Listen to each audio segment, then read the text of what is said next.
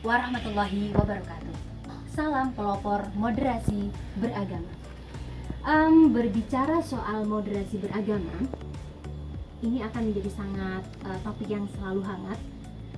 Karena moderasi beragama itu identik dengan sikap yang selalu toleransi, menerima pendapat orang lain, tidak memaksakan kehendak, menerima keberagaman, dan juga menghargai perbedaan pendapat. Nah, salah satu yang sangat menantang apabila kita bisa menerapkan moderasi beragama itu karena kita memiliki skill kecakapan untuk kelola emosi. Nah, apa sih urgensinya sehingga kita harus punya kecakapan kelola emosi agar kita bisa menerapkan moderasi beragama? Kurang lebih saya punya situasinya. Yuk kita simak bersama-sama kisah berikut ini. Mbak Lila, Oh, halo Bu Devi. teh panas dong satu. Oke. Gimana hari ini? Sehat? Alhamdulillah sehat. Alhamdulillah. Terus gimana Mbak persiapannya? Ya alhamdulillah lancar sih gitu. Ya cuman ya ada sedikit masalah sih sama ibu, tiba-tiba nggak sesuai begitu sama itu Bu, sama konsep nikahanku. Gitu ya, kalau orang mau nikah tuh ada aja cobaannya ya Mbak ya. Bener. Aku selalu kayak gimana ya, ibu tuh ngerasa kayak selalu beda gitu pendapatnya sama aku, jadi ya agak bikin emosi lah. Emang Mbak Devi maunya kayak apa sih? Dan Ibu maunya kayak apa sih? Kok sampai emosian gitu? Iya mungkin ibu tuh pengennya yang tradisional, nah sedangkan aku yang pengennya garden party gitu. Oh, yang Kan seru, kekinian. iya. Terus kalau udah beda pendapat gitu, berarti sama-sama marah-marahnya gitu kah ya Bu Dev? Oh, bener banget Mbak. Di rumah tuh jadi kayak awalnya udah ngomongin enak, tiba-tiba jadi marah-marah lagi gara-gara inget itu. Iya ya, kalau kita sama-sama punya keinginan gitu, kalau kita nggak piawai mengelola emosi itu kadang-kadang memang suka pengen ngegas gitu ya Mbak, susah nerima ada perbedaan. Bener Mbak, bener. Terus pengennya sama-sama memaksakan kehendak gitu ya Bu Devi. Sama orang tuanya gitu juga? Ya itu, ya awalnya sih nggak masalah, cuman gara-gara beda pandangan buat nikahannya aja, konsep aja udah bikin emosinya banget. Ya Allah, susah ya, memang harus belajar nih kita soal kelola emosi. Bener-bener. Ya semoga habis inilah ngeteh dulu lah, baru lah nanti habis itu kita ngomongin lagi kayak sama ibu. Kayaknya nanti kalau udah habis diomongin, semoga dapat titik terang. Amin. Ayo diminum dulu.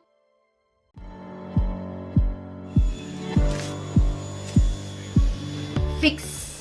Sudah tahu sendiri kan bahwa bahaya sekali kalau kita tidak bisa mengelola emosi kita karena rawan memaksakan kehendak, rawan untuk tidak menerima keberagaman, rawan juga untuk tidak menerima pendapat orang lain. Jadi, ayo kita dalam menggemakan menjadi pelopor moderasi beragama, kita pun juga harus membekali lingkungan kita, diri kita, dan para generasi bangsa dengan kecakapan kelola atau manajemen emosi diri. Seperti kegiatan yang sudah saya fasilitasi setelah ini, berikut ini, yaitu webinar yang saya fasilitasi yang membahas tentang bagaimana mengelola emosi atau manajemen emosi diri. Selamat menyaksikan.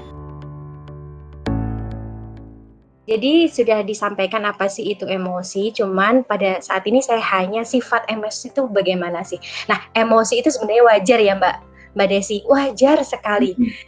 Jadi saking wajarnya ya kalau kita emosi ya nggak apa-apa, itu manusiawi. Nah, yang menjadikan tidak wajar apabila tindakan atau respon kita itu dipengaruhi sama emosi, itu baru nggak wajar. Nah, selain wajar, emosi itu ditiru loh. Jadi kalau saya selama ini emosi ke anak saya, nah itu niru cara emosi saya. Jadi bagaimana anak saya beremosi itu meniru cara saya emosi, dan ini pun juga akan ditiru oleh anak didik saya. Jadi apalagi guru sama orang tua itu kan seperti kayak stakeholder ya. Bukan stakeholder tapi figur otoritas ya. Jadi orang yang benar-benar dipatuhi dan diidolakan dan dicontoh. Jadi bagaimana kita merespon dan bagaimana kita mengekspresikan emosi itu benar-benar ditiru. Dan karena ditiru itu nanti akan menjadi lingkaran negatif dalam lingkungan.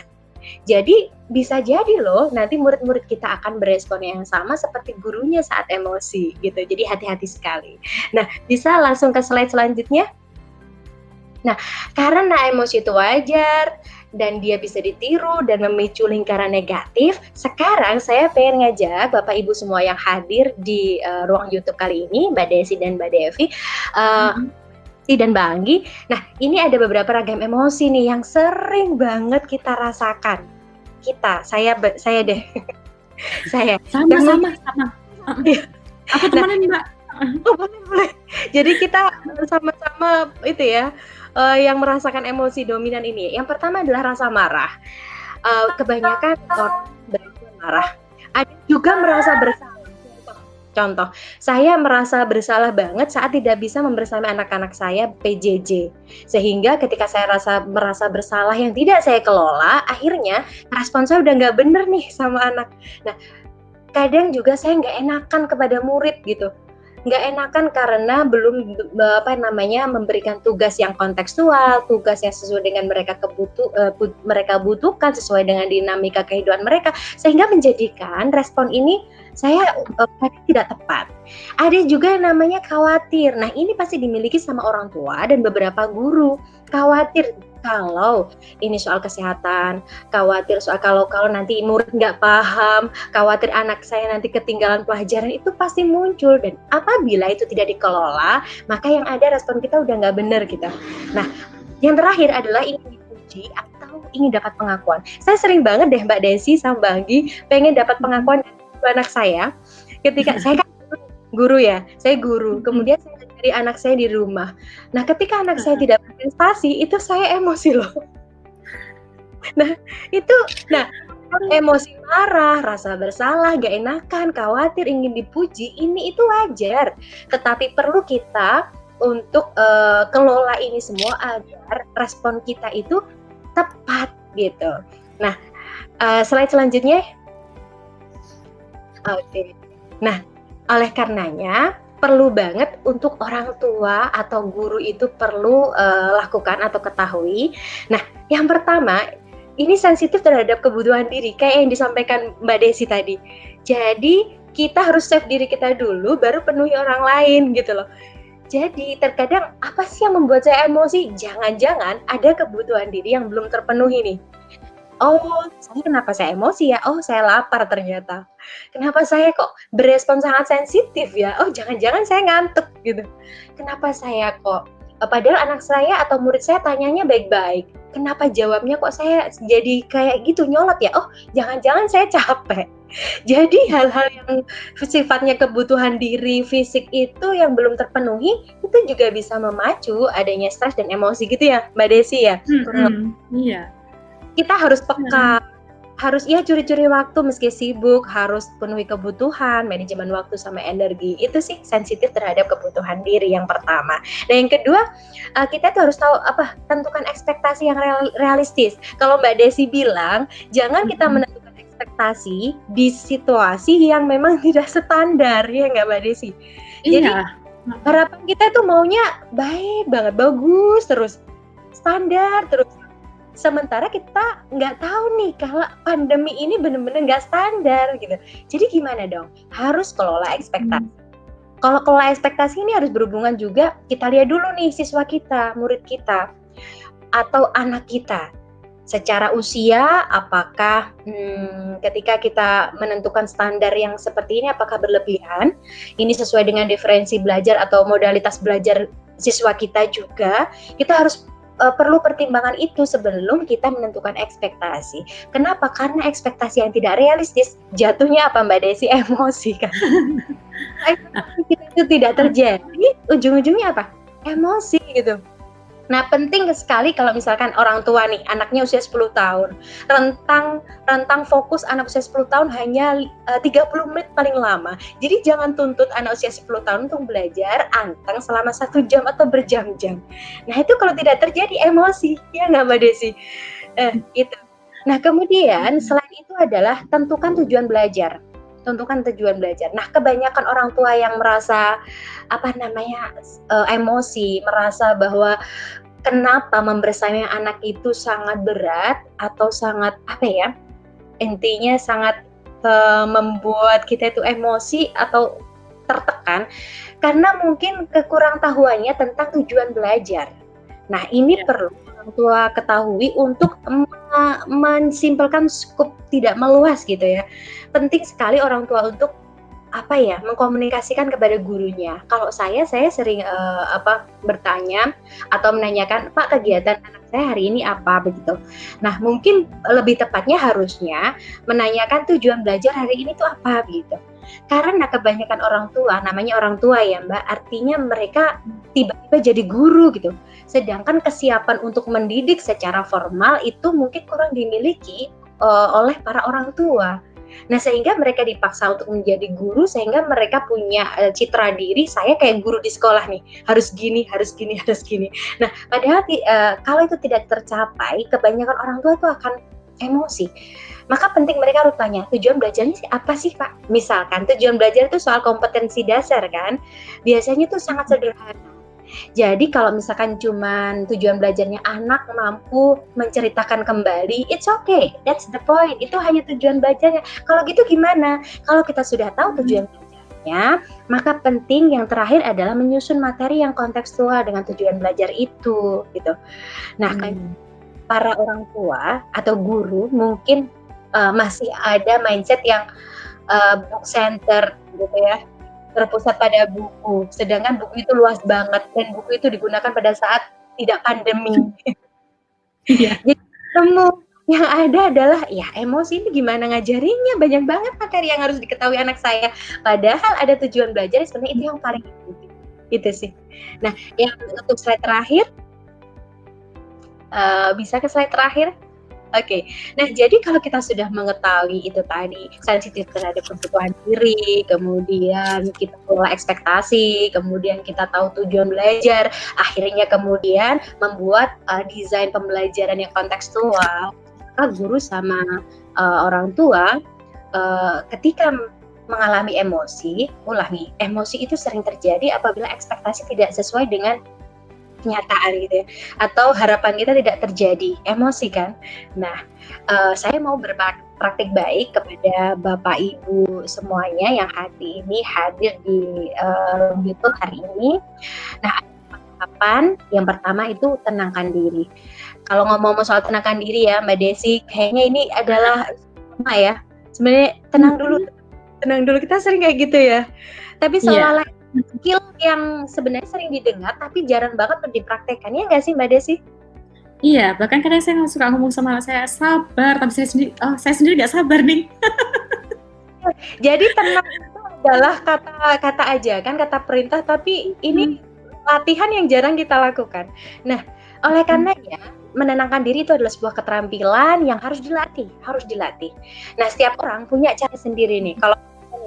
Kalau saya untuk ketika ada stimulasi emosi nih Mbak, ada harapan saya yang tidak terjadi. Kalau saya biasanya menarik diri deh.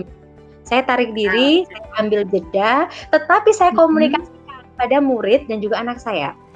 Jadi jangan tahu-tahu ngindar atau hilang entah kemana gitu. Tapi saya lebih sering malah pamit lah. Kalau kasarannya ini kayak ngambek tapi pamitan gitu ya. Tapi tujuannya gimana Mbak? Dan itu oke loh, bener loh, itu bagus. Jadi ketika kita mengekspresikan bahwa kayak pamit gitu ya, saya butuh waktu nih dengan diri saya sendiri. Berarti kita ngerti nih kalau saya langsung bereaksi ini nggak akan membawa hal yang nggak baik. Nah itu. Jadi mending saya ambil jarak dulu. Dan itu hal yang bagus, ambil jarak dulu sementara waktu sambil kita mengatur lagi yang ada di pikiran kita, perasaan kita. Baru habis itu mendekati sumber masalahnya atau tantangannya. Bener banget. Kalau saya ambil juga menarik diri dan mungkin tapi saya pamitan kalau ke anak, mama lagi labil gitu, mama butuh tenang dan mama belum siap untuk ngobrol. Jadi mama mungkin ke kamar dulu sebentar, dan itu pamit agar anak saya itu tidak menerjemahkan dengan pikiran dia yang memang belum bisa menerjemahkan gitu loh. Jangan-jangan mama marah, nggak marah, tapi saya butuh tenang. Saya pengen mengajarkan pada anak dan juga siswa saya bahwa ternyata tenang itu perlu untuk berespon yang lebih baik gitu. Nah, setiap ya Mbak Desi, ada yang harus wudu dulu kalau muslim, ada yang harus tabokin bantal misalkan. Ada yang pola pernafasan. Nah, itu sesuai dengan kebutuhan atau kebiasaan ibu semua. Gitu. Kalau saya mah ambil jeda. Ada yang minum es krim sebentar aja udah selesai, ada yang makan dulu gitu. Jadi setiap orang memang beda dalam menenangkan diri. Nah, setelah tenang, baru yang saya lakukan adalah saya merasakan gini. Apa sih yang saya rasakan pada saat saya mengambil waktu untuk jeda? Oh, yang saya rasakan adalah saya capek gitu. Saya tuh capek karena tiba-tiba harus pulang sore dan tiba-tiba anak harus nyodorin tugas ingin dibersamai. Kayak gitu. Oh, jadi yang saya rasakan adalah capek. Tapi kok marah-marah?